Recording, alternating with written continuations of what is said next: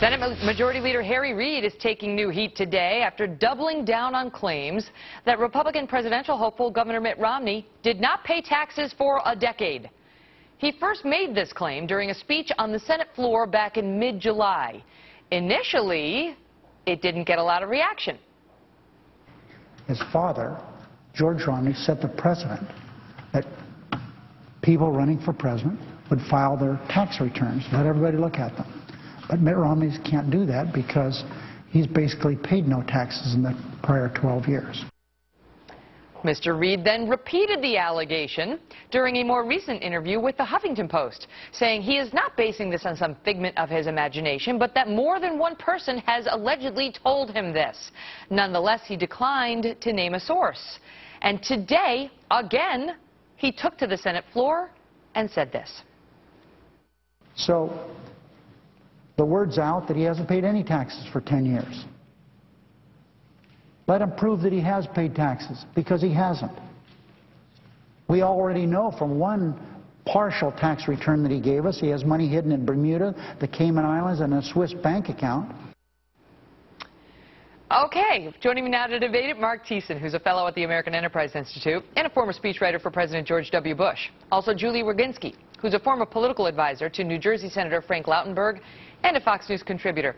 So I love it because he goes to the Senate floor, he doesn't get a lot of attention, then he gives an interview with the Huffington Post, then it gets some more attention, then he goes back to the Senate floor and said, the word's out. Thanks to you. You tell me, Marc Thiessen, whether this is appropriate for the Senate Majority Leader to be saying, without naming a source, and taking to the Senate floor to do this?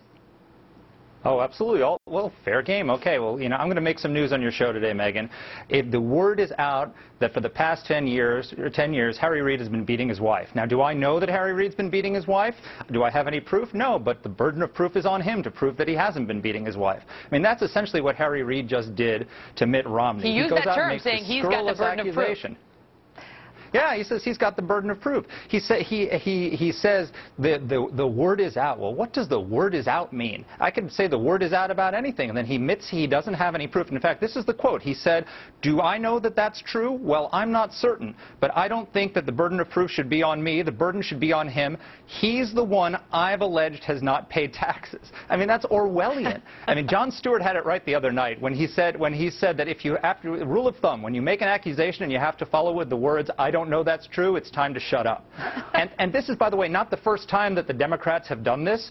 Just a few weeks ago, the Obama campaign went out and accused Mitt Romney of committing a felony in his filings with the SEC over his tenure at Bain. So I think what we're seeing here is that the Democrats are just desperate to change the topic to anything but the fact that they have presided over the worst job creation record since the Great Depression.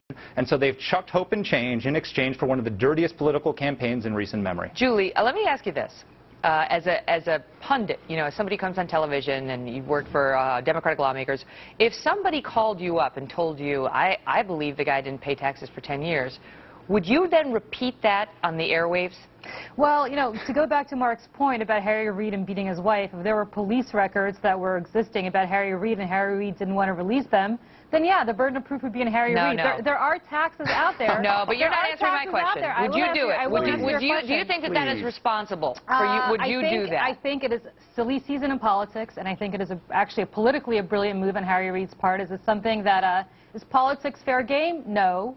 Is Harry Reid doing something as a Democrat? Of course. But he's got power, Julie. He's got power. People listen to the Senate Majority Leader, and then they tend to believe, I think, the Senate Majority Leader. Disprove it. Release the tax returns. That's not me saying it. There's tons of Republicans out there saying it, including our friend from Fox News, Bill Kristol, among others. Release the tax returns. You know what, though? There's also a lot of there are some left-wing blogs today that are saying, shame on you, Harry Reid. That's not appropriate. There's enough going on in this election that we can have a debate on the merits. We don't have to create these issues based on an imaginary friend, although he maintains it's not imaginary. Well, let's put it this way. Did Mitt Romney pay no taxes? Did Mitt Romney pay fewer taxes than most people? Did Mitt Romney pay his fair share of taxes? Why can't, Mark, we have that debate? Why can't we have that debate? We've been having that debate, right? Should Mitt Romney release more taxes? Why can't we just have that debate without Harry Reid and his alleged source We are having that debate. That's for Mark. Because sorry. Mitt Romney, look, I agree with you that Mitt Romney should release his taxes, but look, Mitt Romney has agreed to release 2 years of his taxes. CBS News reported just this week that 2 weeks ago, McClatchy News asked all 535 members of Congress to release just 1 year of their tax returns, and they reported, quote, among those who refused to turn over their tax returns was Senate Majority Leader Harry Reid. So what is in those tax returns, Megyn? I'd like to know. I mean, what the heck? Let's speculate. Is he taking money from corrupt casino moguls? Is he on the take from the Las Vegas mob? The word is out that Harry Reid is corrupt. Burden of proof. I have no proof. I have no evidence whatsoever that Harry Reid is corrupt, but I've made the accusation. Let him prove that I'm wrong. Well, you tell me, Julie, because when you have Jon Stewart taking to his airwaves, I mean, he is no conservative pundit, and ripping on you for, among other things, he didn't like how Harry Reid then said that Mitt Romney's father, his deceased father, would be ashamed of him. Here's a taste of that, by the way, then I'll get you to react. Can we change that, please? Yes. I cannot believe you just went dead dad shame on Mitt Romney. As someone who has truly and thoroughly disappointed his still living father on many occasions, let me just say that is a bull shot. Julie?